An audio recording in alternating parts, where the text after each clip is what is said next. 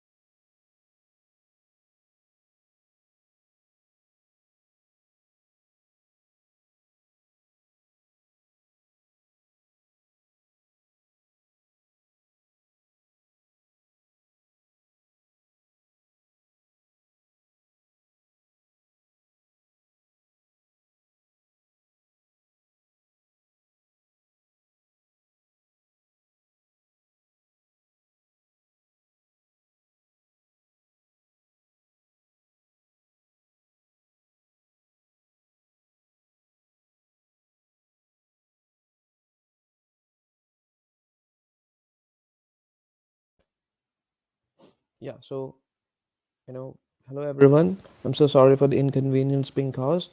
So, so as I was saying, let's start with the first question. And this question has been asked. Okay, this question has been asked in the year 2000, and this is a kind where they give you two statements. One is assertion, and the other is reason. Basically, we need to find whether there is a connection between the assertion and reason, and whether R is the correct explanation of A. Okay, that's what we need to find. So, see, the assertion is what? The statement is that Ashoka annexed Kalinga to the Mauryan Empire. Ashoka annexed Kalinga to the Mauryan Empire. Okay, and the reason R is what? Kalinga controlled land and sea routes to South India.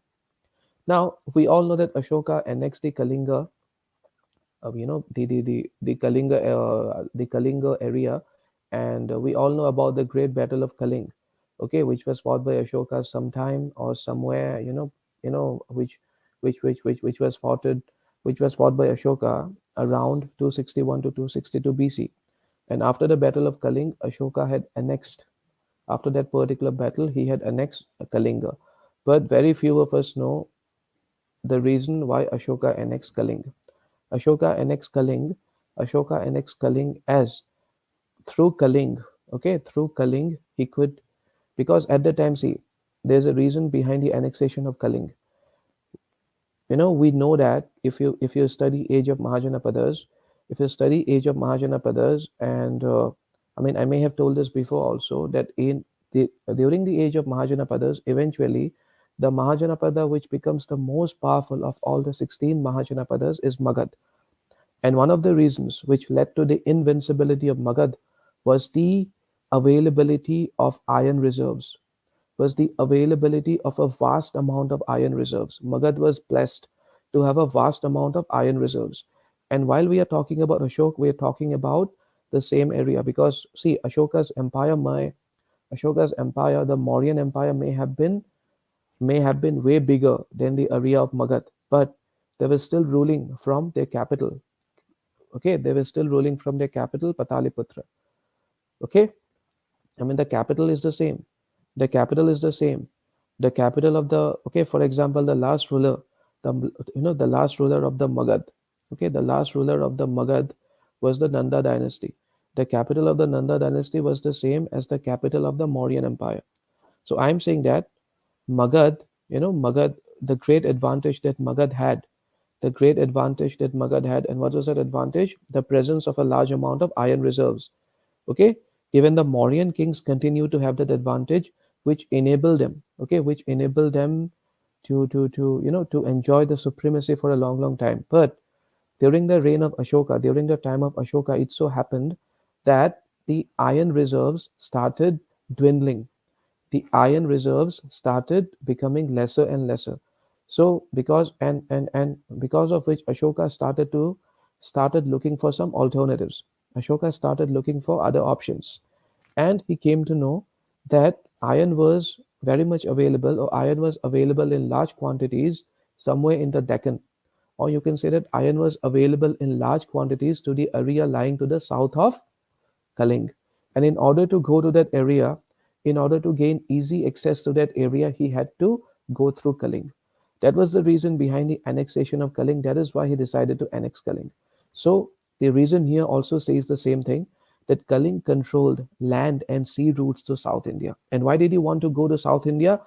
The South India here doesn't refer to deep South India. South India here doesn't refer to states like Tamil Nadu and Kerala, because we know it for a fact that modern day states like Tamil Nadu and Kerala, which is known as Deep South, it remained beyond the influence of the Mauryan Empire.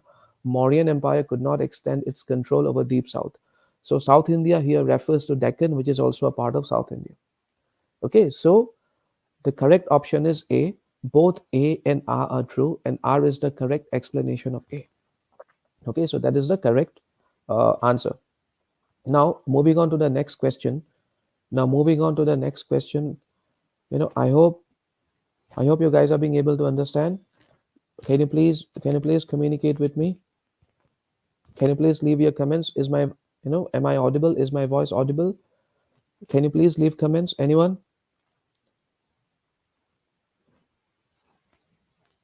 Am I making sense?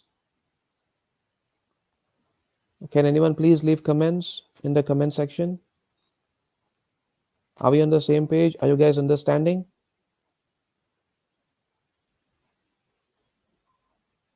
Okay, so moving on to the next question. Okay, so moving on to the next question. Uh, the next question is consider the following statements, and this was asked in the year 2003. The last Mauryan ruler, Brihadrath, was assassinated by his commander in chief, Pushyamitra Shung. The last Sunga ruler, Devabhuti, was assassinated by his Brahmana minister, Vasudev Kanva, who usurped the throne. And the third statement is the last ruler of the Kanva dynasty was deposed by the Andhras. So the correct answer would be D. Okay, the correct answer to this question is D. That is 1, 2, and 3 because all the three statements are true. The name of the last Mauryan ruler was Brihadrat. The name of the last Mauryan ruler was Brihadrat, and Brihadrat was assassinated or killed by his commander in chief. Okay, and the name of his commander in chief was Pushyamitra Shung, who went on to establish the Shung dynasty. Okay, again, the last Shunga king, Devabhuti, was assassinated by his Brahmana minister Vasudev Kanva. Okay, Vasudev Kanva then went on to establish the Kanva dynasty. So, Shung dynasty as well as Kanva dynasty, they both belong to the post-Mauryan period. And after the Kanva dynasty, or you can say by the time the Kanvas come to power, okay, by the time the Kanvas, even when Kanvas were in power, they could not prove to be a very significant power. And although they were ruling over Magad by that point in time, it had lost its significance. What Magad once used to be, okay, from the time of the age of Mahajanapadas till the Mauryan kings remained in power, Magad was invincible. Magad was one of the most powerful provinces or areas of India. Okay, that popularity or that invincibility, or that the importance that Magad used to enjoy, it was a hub. The importance that Magad used to enjoy, that importance had slightly, or had greatly, not slightly, that importance had greatly diminished by the time we reach Kanva dynasty. It had already started diminishing after the fall of the Mauryans, but it was not that much low, or it's still, Magad still had some advantage, or Magad still enjoyed, okay, Magad still enjoyed some authority. Magad still enjoyed some authority as long as the Shungas were in power. But by the time we reach, okay, by the time, by the time we reach the Kanva dynasty, Magad had lost its dominance. And after the decline of the Kanva dynasty, Magad, it sinks into oblivion. Okay, it almost sinks into oblivion. No one talks about Magad again. Now, so the second statement is also true. The second statement is also true. That is the last Sunga king Devabhuti. He was assassinated by the Brahmana minister Vasudev Kanva. And interestingly, the last ruler of the Kanva dynasty was also deposed by the Andhras. The last ruler of the Kanva dynasty was also deposed by the Andhras. And who are the Andhras? Andhras here, or Andhras are Sadvahanas. The Sadvahanas, okay, the Sadvahanas were also known as Andhras. And who were the Sadvahanas? The Sadvahanas were one of the major regional powers. Sadvahanas were one of the major indigenous powers that came to power after the decline of the Mauryan Empire. Okay, see, after the decline of the Mauryan Empire, there were several power centers which had emerged at different parts of India. Okay, in Magad, there were two power centers, the names of which have already been mentioned. That is, first came the Shungas, then after the Shungas came the Kanva. But which power center emerged in Deccan? Okay, the most important power center to have emerged in Deccan after the decline, within 50 years of the death of Ashoka, or you can say within 50 years, not within 50 years of the death of Ashoka, but within a short span of time after the decline of the Mauryan Empire, the Sadvahanas, and it is said that Sadvahanas were the feudatories. When the Mauryans were in power, Sadvahanas used to be one of the feudatories. Okay, or you can say, to make it simpler, Sadvahanas used to be a vassal state under the Mauryans. Okay, so taking advantage of the fact that the Mauryans, okay, taking advantage of the fact that the Mauryans were no longer in power, they assumed, it is said that they declared their independence, and they became an independent kingdom in Deccan, and they went on to become a major power. They went on to become a major power in Deccan.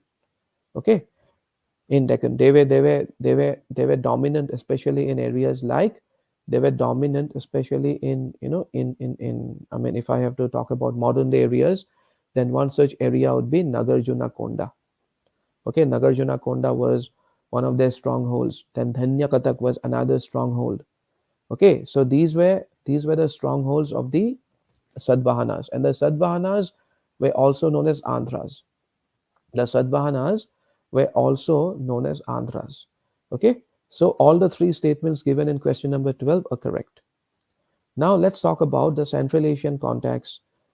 Now, see what happened was, let me give you a brief background of this. After the decline of the Mauryas or Mauryan Empire, like I said, there were several power centers that emerged in different parts of India. Out of these power centers, out of these powers, some were indigenous powers while others were foreign powers. Now, for example, the Shunga, the Kanvas, the Sadvahanas, or let's say, for example, Kharvel of Kaling. Okay, King Kharvel of Kaling. All these are examples of indigenous or local powers who were able to establish themselves after the decline of the Mauryan Empire. But there were there were a few foreign groups also which came to India after the decline of the Mauryan Empire and were able to establish themselves in varying degrees. Of course, all the four groups were not equally successful, but they were able to establish themselves in India, in the Indian subcontinent, to be more precise, in varying degrees. And of these four groups, okay, and you know, and then and these foreign groups, they totaled, I mean, there were a total number of four foreign groups which came to India in quick successions. And they did not, and of course, also you need to keep another thing in mind, they did not come to India all at once. I mean, even if you talk about each of the foreign groups, even each of these four foreign groups did not come to India at once. They came in waves. They came in waves. For example, the Sakas were one of the foreign groups, and the Sakas did not come to India at once, or they did not come to India en masse. They came to India in several waves. And out of these waves of Sakas, the Sakas of Saurashtra were the most powerful of all the waves in which the Sakas came to India. Okay, we shall talk about that. So now we are going to go through certain questions. Now we are going to go through we are going to now I will take you through certain questions which have been asked from this portion of Indian history. Okay, so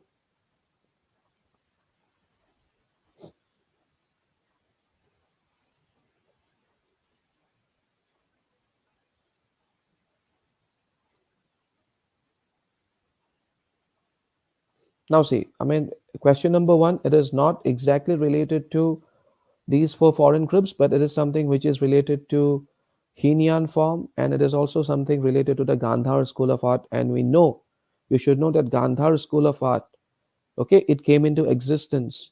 It came into existence under Kanishka, and Kanishka was he was he and Kanishka was a king of the Kushana dynasty, and Kushanas were one of the four foreign groups which came to India after the decline of the Mauryan Empire. So this question is related to both. This question is related to both post-Mauryan, as well as you need to have an idea about Buddhism also. So let's have a look at the question. This question is very, very interesting. You need to have an idea about Buddhism, about the two major sects of Buddhism, that is Hinian and Mahayana. Only then you will be able to attempt this question correctly. See, again, it has been asked in the same format, like assertion has been given and reason has been given. Now, what is the assertion? The Gandhar school of art bears the mark of Hellenistic influence. What is the meaning of Hellenistic? Hellenistic means Greek. Okay, Greek influence, Greek culture, or Greek culture, Greek symbols is also known as Hellenistic. Hellenistic. Always keep that in mind. So the Gandhar school of art bears the mark of Hellenistic influence. It is absolutely true. Gandhar school of art has been heavily influenced. It has been heavily influenced by Greek influence. Of course, it will be influenced by Greek. Of course, it will be influenced by Greek culture, because the place where Gandhar school of art, Gandhar itself was located at a place. It is, Gandhar was located, or Gandhar is, Gandhar, this Gandhar school of art flourished in northwestern part of the Indian subcontinent, and northwestern part of the Indian subcontinent ever since the invasion of Alexander. Northwestern part, okay, northwestern part. of the Indian subcontinent ever since the invasion of Alexander has been influenced by Greek culture. Okay, ever since the invasion of Alexander, the northwestern part of the Indian subcontinent, okay, ever since the invasion of Alexander, listen to my words very carefully. Ever since the invasion of Alexander the Great, the northwestern part, the northwestern part of the Indian subcontinent has been under a strong influence of Greek culture. Okay, I mean, it is not under the influence of a Greek culture anymore, but I am saying ever since the invasion of Alexander till this time, it was under the heavy influence of Greek culture. So it's quite natural that Gandhar school of art, which flourished or which came into existence at that particular place, will be influenced by Greek culture, or it will bear heavy Greek or Hellenistic influence. It's quite obvious because in that part that part used to be the inhabitant, or you can say that part used to be the habitat. That part was home to many Greeks, and that part was home to many Greeks since the invasion of Alexander, because Alexander, when he conquered that part, he settled many Greeks there. To cut a long story short, so assertion is right. Okay, we can say that assertion is right, but the reason, okay, you need to, like I said, this question, in this, in this kind of question, you need to find whether there is a direct connection being established between the two statements. The first statement says Gandhar school of art bears the mark of Hellenistic influence. Okay, that's fine. The reason is we need to find whether R is the correct explanation of A. The R, okay, it has been given here that Henian form was influenced, by that art. Okay, Henian form was influenced by that art. Now see, Gandhar school of art bears the mark of Hellenistic influence. That is correct. But the reason which has been given here, Henian form was influenced by that art. You are getting me? Henian form was influenced by that art. This is absolutely false. Why am I saying it is false? Why Henian form cannot be influenced by the Gandhar school of art? Because see, I'll tell you something. This Gandhar school of art, okay, there were two schools of art which came into existence and which highly flourished under the patronage and supervision, under the patronage, and not exactly supervision, but under the patronage of King Kanishka. And King Kanishka was a follower of Mahayana form of Buddhism. And both these schools of art revolved around, okay, both these schools of art, they actually differed from each other. How were how was Ma, you know how was Mathura school of art, which is the, you know which is the name of the other school of art which flourished alongside Gandhar school of art, how were these two schools different from each other? These two schools were different from each other with regard to depiction of Lord Buddha. With regard to depiction of Lord Buddha, okay, Gandhar school of art depicted Lord Buddha differently, and Mathura school of art, it used to show, okay, it used to depict Lord Buddha differently. Now, depiction of Lord Buddha was a part of Mahayana form of Buddhism, not Henian form of Buddhism. Because Henian form of Buddhism, which is said to have been the original form of Buddhism which was taught by Gautam Buddha, it restricted, or it prohibited, human representation of Gautam Buddha. So A cannot be correct. It is a false, because Henian form was never influenced by this art. It can never be influenced by a school of art which allows human representation of Gautam Buddha. Okay, so the correct option in this case, the answer in this case is C. That is, A is true, but R is false. A is true, but R is false. See, R is not even the correct explanation of A. R is not even the correct explanation of A, but we don't have an option here. We don't have an option saying here. We don't have an option indicating that here, because if you even if you go by option number B, which says The second part of option B says R is not the correct explanation of A. But the first part of the statement says that both A and R are true, which is not the case. So you cannot go for this particular statement as well. Although the second part is also correct. Here, R is not R does not justify statement A. Here reason does not justify assertion, which is also true. But you cannot go for B because the first part of the option says what? Both A and R are true. And we know for a matter of fact that R cannot be true. So the only option that we can go for is C. That is A is true, but R is false. Okay. Now, this is a very interesting question. Okay. Be very careful about these questions. Be very careful about these questions. Although in this case also, see, I'm repeating this also, although in this case, R doesn't provide a nice explanation or nice justification. R cannot justify A, or R doesn't provide any explanation as to why the Gandhar school of art bears the mark of Hellenistic influence. So there is no connection between A and R. Even then you cannot go for option B, because option B, the first part says what? Both A and R are true, which is not the case, because we know that statement R, okay, reason is not at all true. This statement that Henian form was influenced by that art is not true. So we cannot go for B. So the only option that we can go for in this case is C. So A is true, but R is false. Okay. So now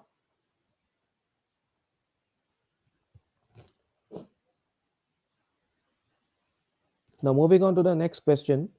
Uh,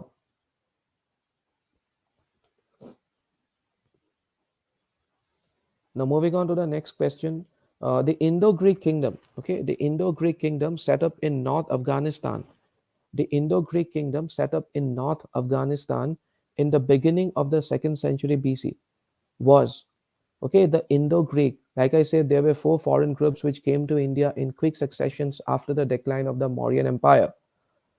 Okay, out of those, this question is related to the Indo-Greek.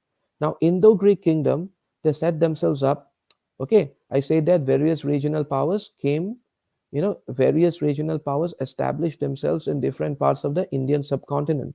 And northern Afghanistan at that point in time, I mean, even today, when we say Indian subcontinent, Afghanistan is a part of the Indian subcontinent.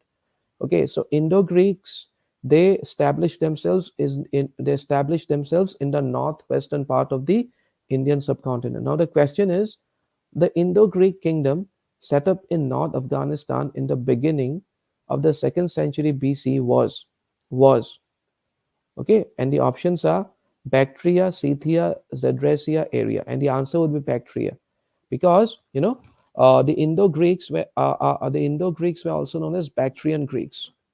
The Indo-Greeks were also known as Bactrian Greeks because they came from a place called Bactria, and Bactria is very close to Central Asia.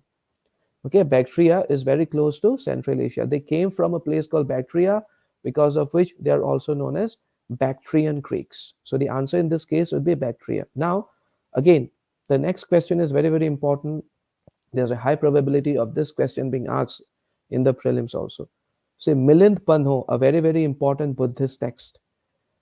Milind Panho is in the form of a dialogue between the king Minandar and the Buddhist monk. Now, what is this book called, Milind Panho? And the correct the options are Nagasen, Nagarjuna, Nagabhatta, and Kumarila Bhatta. Okay, and the correct answer in this case would be Nagasen. Now, Milind Panho, this question is also related to the Indo-Greeks. The most important ruler of the Indo-Greeks. Okay, I may have said this before also. The most important ruler of the Indo-Greeks in the Indian subcontinent was Milind, was a king by the name of Milind. I mean, his name got Sanskritized. Milind is the Sanskritized form of Minandar. His Greek name was Minandar. It got Sanskritized into Milind or Minandar now, and his capital was at Sialkot. His capital was at Sialkot, now in modern Pakistan. Now in modern day Pakistan. Now, One day his court was visited. Okay, one day a very, very important, a very revered and highly respected Buddhist monk visited his court by the name of, and the name of that very, very revered and respected Buddhist monk was Nagasen. Okay, Nagasen visited the court of Milind. When he visited the court of Milind, Milind was not a Buddhist. But when he visited the court of Milind, they started a conversation, a form of dialogue. Okay, they started a form of, a form of a conversation, you can say, a form of a conversation between Milind and this Buddhist monk by the name of Nagasen. And this conversation was like this: Milind used to ask questions, and Nagasen used to answer those questions. Okay, and by the end of this conversation, Milind was so impressed by the answers of Nagasen that he accepted Buddhism. And this dialogue or conversation between Milind and Nagasen has been given the form of a book by the name of Milind Panho. In English, it is known as The Questions of Milind. Very, very important. And today it has become, today, ever since then till today, it has been a very important Buddhist book. Okay, it is a very important religious Buddhist book. Now, moving on to the next question, which was asked in the year 1998. Many of the Greeks, Kushanas, and Shakas embraced Buddhism rather than Hinduism because it was asked in the year 1998. Buddhism was in the ascendant at the time. They had renounced the policy of war and violence. They had renounced the policy of war and violence. Caste-ridden Hinduism did not attract them, and Buddhism provided easier access to Indian society. Many of the Greeks, Kushanas, and Shakas embraced Buddhism rather than Hinduism. A very interesting question, because the correct answer in this case would be option D, that Buddhism provided easier access to Indian society. That Buddhism provided easier access to Indian society. Okay, see, Buddhism was in the ascendant at the time.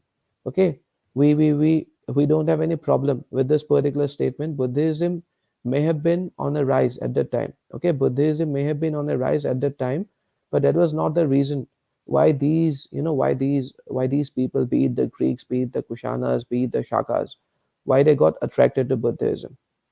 Okay, so option number A cannot be the right option. Even option number B, they had renounced the policy of war and violence. That is absolutely not true, because the Shakas, it is it is recorded. It is a recorded fact, and the source for this information that I'm going to share with you now is a very important book, that is Periplus of the Erythraean Sea. It gives us a lot of information about the post-Mauryan period. It tells us a lot about the trade which was happening. It tells us a lot about the trade which was happening between these post-Mauryan kingdoms. Okay, it tells us a lot. It gives us a lot of information about the uh, you know f- uh, about the long distance trade, about the long distance foreign trade that was happening between these post-Mauryan kingdoms the Roman Empire and the Roman Empire. So, you know, so uh, this particular book, okay, Periplus of the Erythraean Sea, also tells us about the rivalry. It also tells us about the rivalry between the Shakas of Saurashtra. Also tells us the rivalry, the intense rivalry between the Shakas of Saurashtra and the Sadvahanas.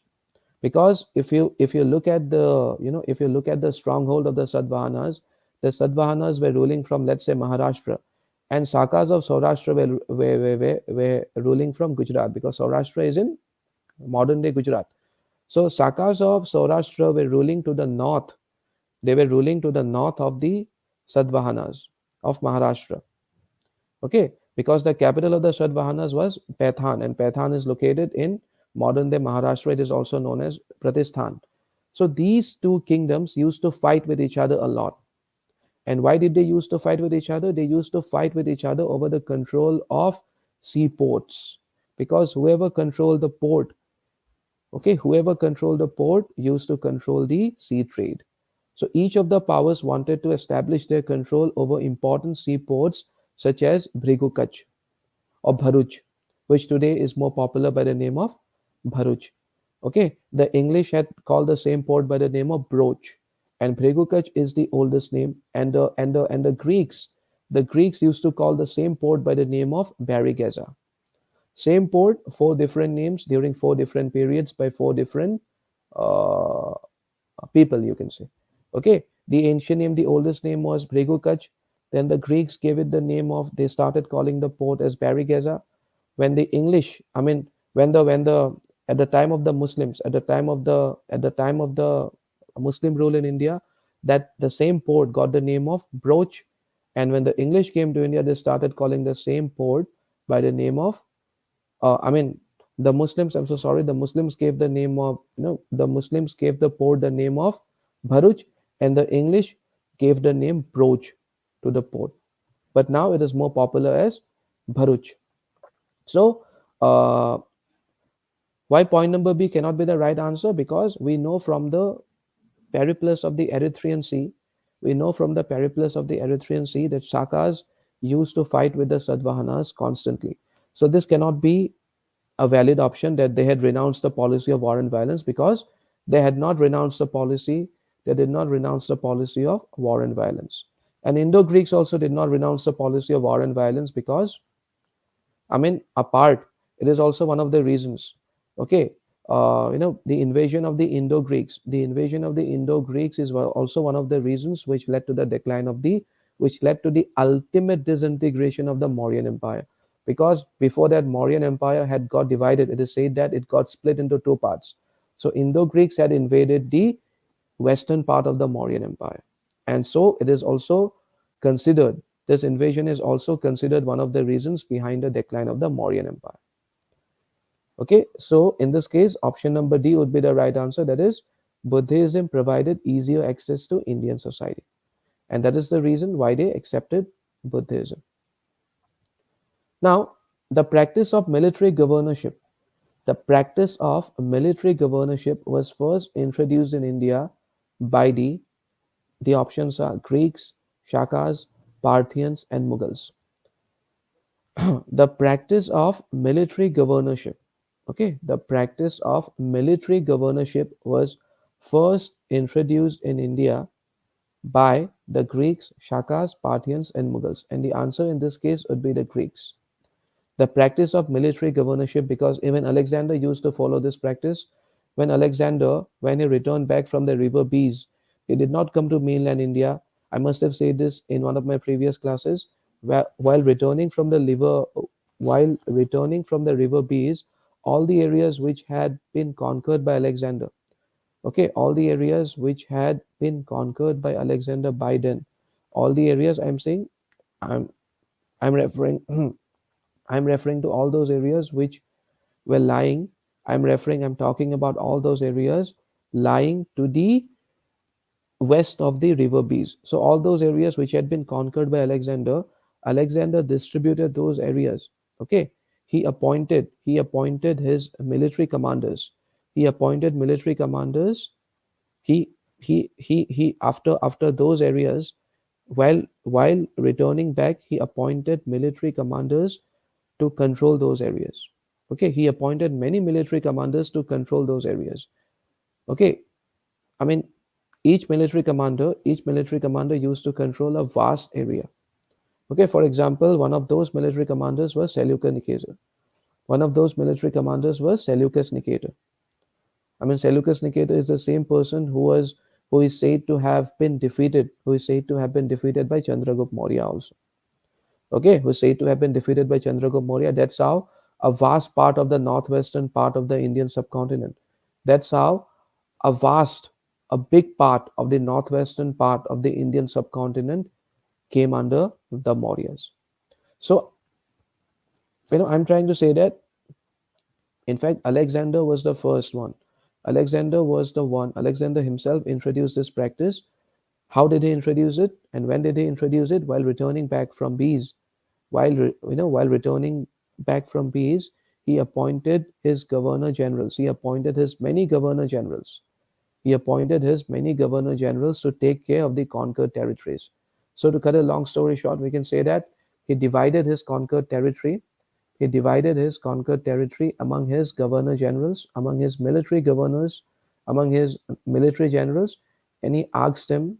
So he put these territories, he put his conquered lands, he put all the conquered lands under different military governors. So the answer in this case would be Greeks. Okay, they were the ones who introduced this practice of military governorship in India for the very, they were the ones who introduced this practice.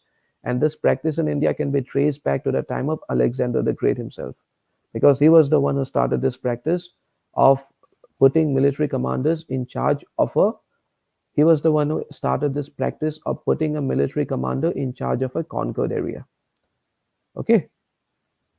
Now, question number 6, it has been asked, it was asked in the year 2006, with reference to the invaders in ancient India, which one of the following is the correct chronological order? So basically, we need to find a chronology in this case. Who came first? Who came next? Greeks, Shakas, Kushanas, Greeks, Kushanas, Sakas, Sakas, Greeks, Kushanas, and Sakas, Kushanas, Greeks. See, the first foreign power to come to India was Indo-Greek. Okay, the first foreign power to come to India, whether the first foreign power belonging to post-Mauryan period. I'm now talking about post-Mauryan period. We know that during the post-Mauryan period, there were 4 foreign groups which came to India at different points in time. And out of these foreign groups, Indo-Greeks were the first foreign group. Indo-Greeks were being followed by, okay, Indo-Greeks were being followed by Shakas. Indo-Greeks were the first foreign group. They were being followed by the Shakas. Shakas were being followed by another foreign group by the name of Indo-Parthians, whose name has not been given here. And then Indo-Parthians were being followed by Kushanas. So Kushanas were also known as Yaguchis. So Kushanas or Yaguchis were the last foreign power to come to India. Okay, I mean, in fact, it all started with the Kushanas. In in fact, it all started. Why did these foreign powers come to India in the first place? Yes, they were attracted by the wealth of India. That's a different thing. But there was also a push factor involved because the Kushanas were trying to extend. Okay, the Kushanas were trying to extend to the east. So when the Kushanas were trying to extend to the east, they pushed. Okay, they started pushing the Indo-Parthians, who in turn started pushing the Sakas, who in turn started pushing the Greeks. That's how the Greeks entered India. Okay, that's how the Greeks entered India. Indo-Greeks, as that's how the Indo-Greeks entered India. And after Indo-Greeks entered India, the stage was set. The stage was set for the other foreign powers.